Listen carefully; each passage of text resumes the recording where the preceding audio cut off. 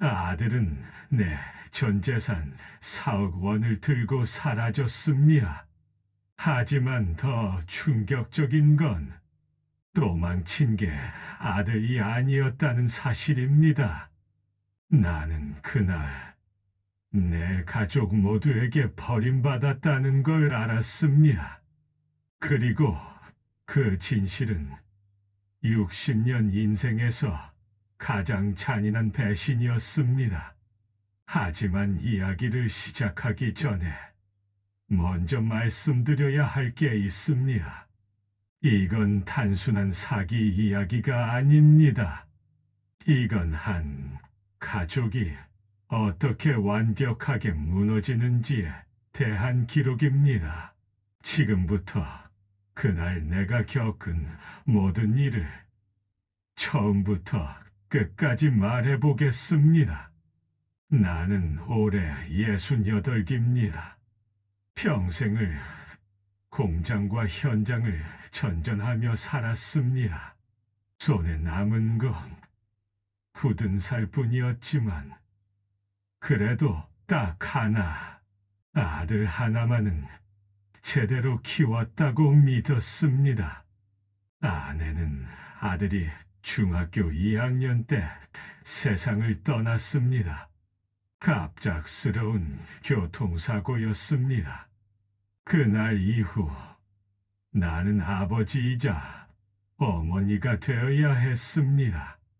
새벽 5시에 일어나 도시락을 싸고 밤 10시에 퇴근해서 설거지를 하고 주말엔 아들 학원비를 벌기 위해 공사장 일용직을 뛰었습니다. 그렇게 10년을 살았습니다. 아들은 좋은 대학에 들어갔습니다. 경영학과였습니다.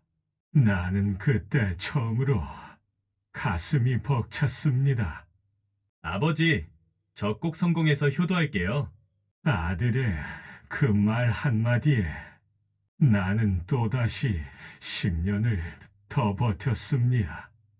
대학 등록금, 생활비, 그리고 아들이 원하던 MBA 유학까지 나는 대출을 받았습니다. 정년퇴직 후에도 경비일, 청소일 가리지 않고 했습니다. 그리고 드디어 작년 여름 아들이 귀국했습니다. 30대 중반이 된 아들은 자신감에 차 있었습니다. 아버지, 이제 저한테 맡기세요. 제가 사업 시작하면 아버지 평생 편하게 해드릴게요. 나는 그 말을 믿었습니다. 아니, 믿고 싶었습니다. 왜냐하면 그게 내 인생의 전부였으니까요. 아들은 귀국 후 3개월 동안 매일같이 사업 계획서를 보여줬습니다. 아버지, 이거 보세요. 이게 요즘 대세래요. 친환경 배송 플랫폼이에요. 나는 그 말을 하나도 이해하지 못했습니다. 하지만 아들의 눈빛만은 이해할 수 있었습니다. 그건 간절함이었습니다. 그러던 어느 날 저녁 아들이 갑자기 무릎을 꿇었습니다. 아버지, 아들의 목소리가 떨렸습니다. 투자자가 거의 붙었어요. 근데 마지막 종잣돈이 부족해요. 4억만 있으면 진짜 다 해결돼요. 나는 그날 밤 잠을 이루지 못했습니다. 사억, 내 통장에 있는 돈이 정확히 4억 1,800만 원이었습니다. 그건 내가 평생 모은 전부였습니다.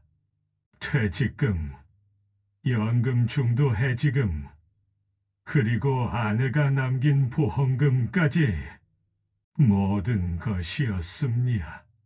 다음 날 아침 나는 결정했습니다. 아들아, 가자. 은행 가자. 아들은 그날 내 손을 꼭 잡으며 울었습니다.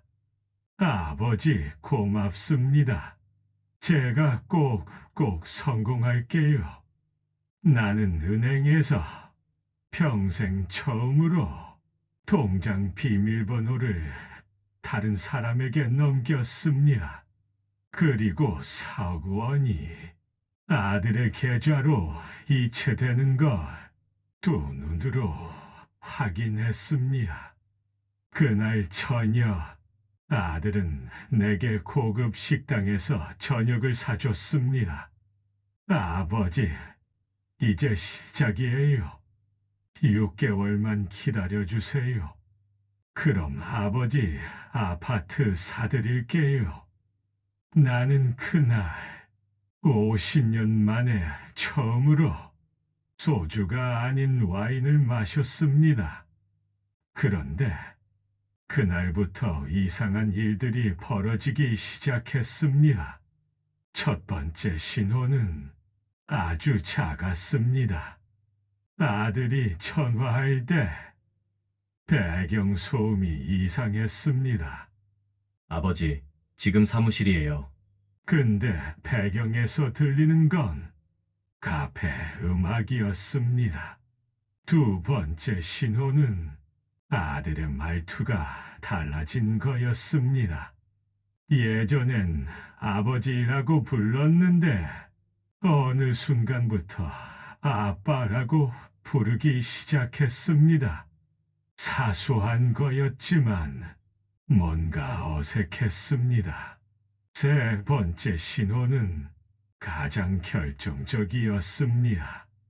아들이 보낸 사무실 사진소 창문 밖 풍경이 3일 전에 보낸 사진과 달랐습니다. 나는 그때까지도 그냥 착각이라고 생각했습니다. 하지만 지금 생각해보면 그때부터 이미 모든 게 계획대로 흘러가고 있었던 겁니다. 돈을 넘긴 지 정확히 17일째 되던 날 아들의 전화가 완전히 끊겼습니다. 처음엔 그러려니 했습니다. 바쁘겠지. 계약 때문에 정신없겠지. 하지만 하루가 지나고 이틀이 지나고 사흘이 지났는데도 아무 연락이 없었습니다. 나는 아들 집으로 찾아갔습니다. 초인종을 눌렀지만 대답이 없었습니다. 문을 두드렸지만 아무도 나오지 않았습니다. 옆집 아주머니에게 물었습니다. 아들 못 보셨어요? 아, 그 집이요? 일주일 전에 이사 간 것 같던데요? 나는 그 순간 다리에 힘이 풀렸습니다. 이사, 아들이 왜 이사를? 그것도 나한테 말도 없이. 나는 그날 밤 아들에게 37통의 전화를 걸었습니다. 하나도 받지 않았습니다. 문자를 120개 보냈습니다. 하나도 읽지 않더군요. 그날 밤 나는 처음으로 사기라는 단어를 떠올렸습니다. 아니야, 설마 내 아들이 그럴 리 없어. 하지만 머릿속 한편에서는 이미 알고 있었습니다. 뭔가 잘못됐다는 것을. 다음 날 아침 나는 아들이 말했던 사무실 주소로 찾아갔습니다. 서울 강남구 어느 빌딩 8층 엘리베이터를 타고 올라갔습니다. 8층에 내렸습니다. 그리고 그곳에서 본 건 임대 종류요. 딱 그 네 글자뿐이었습니다. 나는 그 앞에서 한참을 멍하니 서 있었습니다. 옆 사무실 직원이 나와서 물었습니다. 누구 찾으세요? 여기 친환경 배송 회사 없나요? 그 직원은 고개를 저었습니다. 여기 한 달 전까지 옷가게였는데 한 달 전에 나갔어요. 한 달 전, 그건 아들이 내게 돈을 받기 일주일 전이었습니다. 나는 그 자리에서 휴대폰을 꺼내 경찰에 신고했습니다. 경찰서에서 조사를 받는 동안 형사가 나에게 물었습니다. 아드님이 최근에 다른 분들한테도 돈을 빌렸을 가능성이 있나요? 나는 고개를 저었습니다. 아니요. 우리 집안에 돈 있는 사람이 어딨어요? 그때 형사가 컴퓨터 화면을 돌려 보여주더군요. 여기 보세요. 아드님 계좌에서 돈이 한 번 더 빠져나갔습니다. 나는 화면을 봤습니다. 4억 원이 들어온 그날 3시간 뒤에 2억 5천만 원이 다시 빠져나간 기록이 있었습니다. 이게 뭐죠? 다른 계좌로 이체된 겁니다.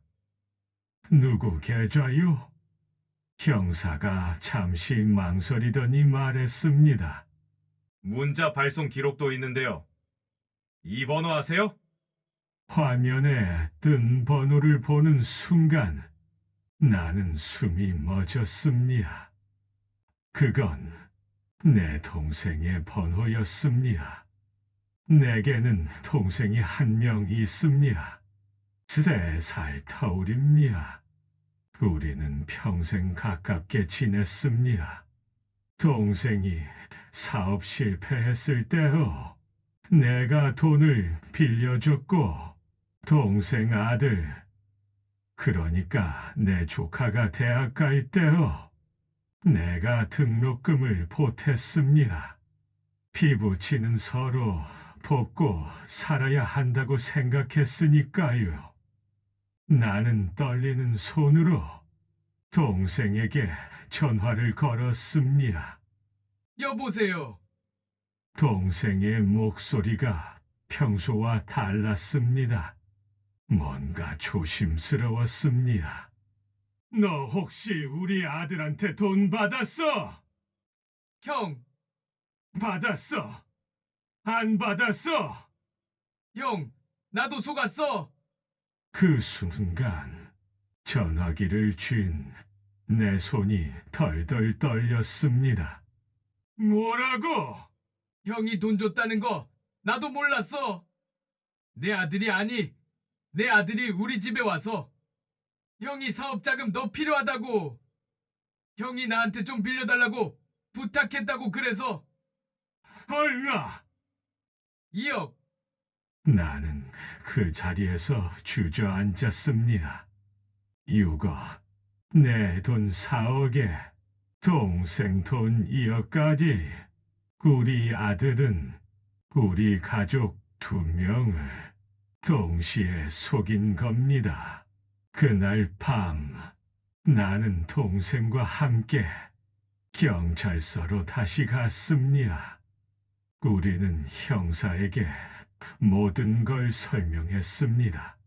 형사는 여러 자료를 확인하더니 우리에게 물었습니다. 혹시 조카분은 어디 계세요? 조카요? 조카는 왜요? 아드님 휴대폰 위치 추적 결과 마지막 신호가 포착된 곳이 조카분 명의로 된 오피스텔입니다. 나와 동생은 서로를 봤습니다. 동생의 얼굴이 새하얘졌습니다. 설마 우리는 그날 밤 10시 경찰과 함께 조카의 오피스텔로 향했습니다. 주소는 인천 어느 신도시였습니다. 차 안은 죽은 듯 조용했습니다. 동생은 한마디도 하지 않았습니다. 나도 할 말이 없었습니다. 오피스텔에 도착했습니다. 경찰이 초인종을 눌렀습니다. 대답이 없었습니다. 다시 눌렀습니다. 여전히 대답이 없었습니다. 강제로 열겠습니다. 경찰이 문을 따는 도구를 꺼냈습니다. 딸까, 문이 열렸습니다. 그리고 우리가 그 안에서 본 건 불이 켜진 것이 테이블 위에 놓인 노트북 3대, 그리고 소파에 앉아 있는 내 조카 아이였습니다. 아니, 정확히는 내 조카 혼자가 아니었습니다. 옆에는 또 다른 남자가 앉아 있었습니다. 경찰이 물었습니다. 여긴 누구십니까? 그 남자가 대답했습니다. 저는 이 집 주인 친구입니다. 그런데 그 순간 동생이 비명을 질렀습니다. 너 왜 여기 있어? 나는 동생을 봤습니다. 아는 사람이야? 동생이 떨리는 손으로 그 남자를 가리켰습니다. 저 자식이 5년 전에 날 속인 놈이야. 모든 게 연결되기 시작했습니다. 경찰 조사 결과 그 남자는 5년 전 동생에게 투자 사기를 친 전과자였습니다. 그리고 그 남자와 내 조카는 2년 전부터 알고 지낸 사이였습니다. 더 충격적인 건 내 아들도 이들과 연결되어 있었다는 사실입니다.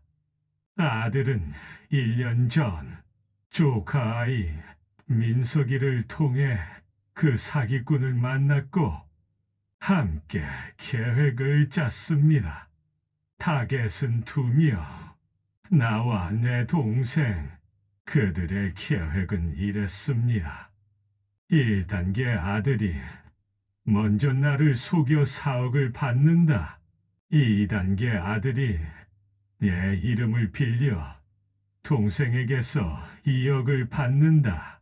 3단계 동생 아들이 동생 명의로 추가 대출을 받는다. 4단계 모두 사라진다. 완벽한 계획이었습니다. 그리고 거의 성공할 뻔했습니다. 하지만 그들이 실수한 게 하나 있었습니다. 너무 빨리 움직인 겁니다. 아들이 돈을 받고 17일 만에 연락을 끊은 건 계획보다 빨랐습니다. 원래는 한 달을 꺾을 예정이었는데 동생 아들 민석이가 급하게 돈이 필요하다고 해서 일정을 앞당긴 겁니다. 그래서 내가 눈치챘고 경찰 신고가 빨라졌고 결국 민석이가 잡혔습니다. 민석이는 경찰서에서 모든 걸 자백했습니다. 나는 그 조사실 밖에서 모든 걸 들었습니다. 처음엔 장난처럼 시작했어요. 그냥 형이 돈 많다는 얘기 듣고, 근데 점점 계획이 커졌고 어느 순간 멈출 수가 없었어요. 나는 유리창 너머로 민석이를 봤습니다. 내가 대학 입학 선물로 노트북을 사줬던 그 아이, 생일마다 용돈을 챙겨줬던 그 아이, 그 아이가 나를 이렇게 무너뜨릴 줄은 꿈에도 몰랐습니다. 아들은 어디 있어? 형사가 물었지만 민석이는 대답하지 않았습니다. 모릅니다. 연락 안 돼요. 거짓말이었습니다. 경찰은 휴대폰 기록을 분석했고 아들이 현재 동남아 어딘가에 있다는 걸 확인했습니다. 하지만 범죄인 인도 조약이 없는 나라, 당장 체포할 방법이 없었습니다. 동생은 그 자리에서 쓰러졌습니다. 구급차가 왔습니다. 나는 그냥 멍하니 서 있었습니다. 지금은 그로부터 4개월이 지났습니다. 민석이는 구속됐습니다. 그 사기꾼도 구속됐습니다. 하지만 아들은 아직도 잡히지 않았습니다. 동생은 한 달 동안 입원했다가 지금은 퇴원했지만 우리는 더 이상 연락하지 않습니다. 통화하면 서로 상처만 되니까요. 나는 지금 월세 15만 원짜리 고시원에서 살고 있습니다. 경비 일을 다시 시작했습니다. 월급은 180만 원입니다. 그중 50만 원은 동생에게 갚아야 할 돈의 일부입니다. 내가 잘못 키운 아들 때문에 동생이 2억을 잃었으니까요. 어젯밤 4개월 만에 아들에게서 문자가 왔습니다. 아버지, 미안합니다. 다시 시작하면 꼭 갚겠습니다. 나는 그 문자를 읽고 그냥 치웠습니다. 답장하지 않았습니다. 답장할 말이 없었습니다. 여러분이라면 가족에게 전 재산을 맡길 수 있습니까? 그리고 만약 그 가족이 당신을 배신했다면 당신은 다시 사람을 믿을 수 있겠습니까? 나는 이제 알 것 같습니다. 가장 깊은 상처는 칼로 주는 게 아니라 믿음으로 주는 거라는 것. 그리고 그 상처는 평생 아물지 못한다는 것. 이것이 내 이야기의 끝입니다. 아니, 어쩌면 새로운 시작일지도 모르겠습니다.